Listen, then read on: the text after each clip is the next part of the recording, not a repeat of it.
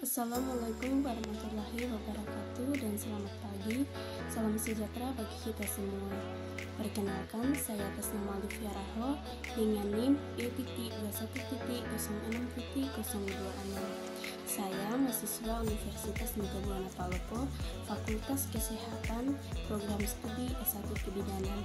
Di video kali ini, saya memenuhi tugas yang diberikan oleh dosen kami, Ibu Purnamasari SST MKes. Di video kali ini saya akan membahas tentang hormon-hormon reproduksi. Nah, sebelum saya menjelaskan lebih lanjut, terlebih dahulu kita mengetahui pokok pembahasannya.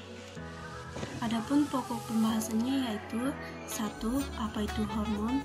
Yang kedua, hormon reproduksi pada pria, di mana hormon reproduksi pada pria ada 4 hormon yang berperan. Yang pertama, hormon gonadotropin, yang kedua, hormon FSH, yang ketiga, luteinizing hormon, dan yang keempat, hormon testosteron. Pokok pembahasan yang ketiga yaitu hormon reproduksi pada wanita.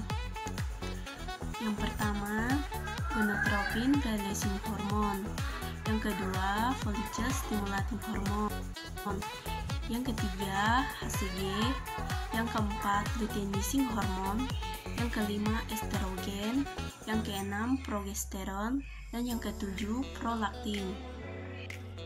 Baiklah, kita masuk pada pembahasan yang pertama yaitu apa itu hormon. Hormon adalah bahan organik yang dihasilkan oleh kelenjar endokrin dalam jumlah sedikit yang langsung disekresikan ke darah karena tidak memiliki saluran sendiri. Baiklah, kita masuk pada pembahasan yang kedua yaitu hormon reproduksi pada pria. Yang pertama, hormon gonadotropin. Hormon ini dihasilkan oleh kelenjar hipotalamus pada otak. Kenaikan hormon gonadotropin akan merangsang produksi hormon luteinizing dan hormon perangsang folikel yang dihasilkan oleh kelenjar. Yang kedua yaitu hormon FSH. Hormon ini adalah hormon yang menghasilkan sperma pada pria. Setiap hari sperma yang dihasilkan bisa mencapai 300 juta dengan masa pembentukan tiap sperma sekitar 65-75 hari. Yang ketiga yaitu luteinizing hormon. Nah, ketika hormon ini dilepaskan ke dalam darah, maka akan terjadi produksi dan pelepasan hormon testosteron sebagai hormon utama pada pria. Yang keempat yaitu hormon testosteron. Hormon testosteron ini memicu pada perubahan fisik seperti pembesaran testis dan skrotum, penis yang semakin memanjang, suara yang semakin berat, serta tumbuhnya rambut di alat kelamin, wajah, dan ketiak. Testosteron juga mempengaruhi massa tulang dan gairah seksual. Kita masuk pada pembahasan yang ketiga yaitu hormon reproduksi pada wanita. Yang pertama, gonadotropin releasing hormon. Gen RH berfungsi untuk menstimulasi hipofis anterior untuk memproduksi dan melepaskan hormon gonadotropin yaitu follicle stimulating hormon, luteinizing hormon, dan HCG. Yang kedua, follicle stimulating hormon. Hormon ini merupakan gonadotropin yang diproduksi pada sel-sel basal hipofis anterior sebagai respon terhadap gen RH yang berfungsi dalam pertumbuhan dan kematangan glandulosa di ovarium wanita.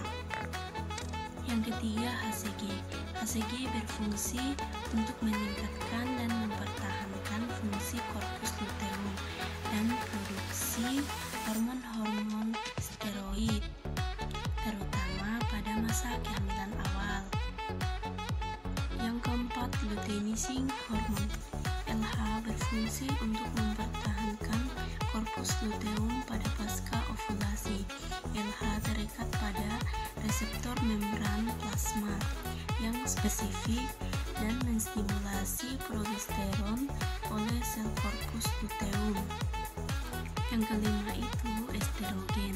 Estrogen berguna untuk pembentukan ciri-ciri perkembangan seksual wanita, membantu ketebalan endometrium saat siklus menstruasi, menjaga kualitas dan kuantitas cairan serviks dan vagina, serta membantu mengatur temperatur suhu. Yang keenam itu adalah progesteron.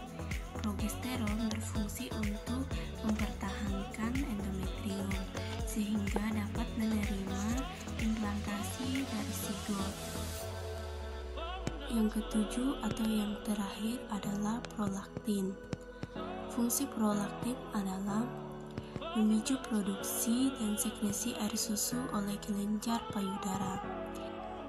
Prolaktin memiliki efek inhibisi terhadap gen RH hipotalamus, sehingga jika kadar berlebihan dapat terjadi gangguan pematangan folikel, gangguan ovulasi, dan gangguan menstruasi berupa amenorea. Demikianlah video dari saya, kurang dan lebihnya mohon dimaafkan. Assalamualaikum warahmatullahi wabarakatuh.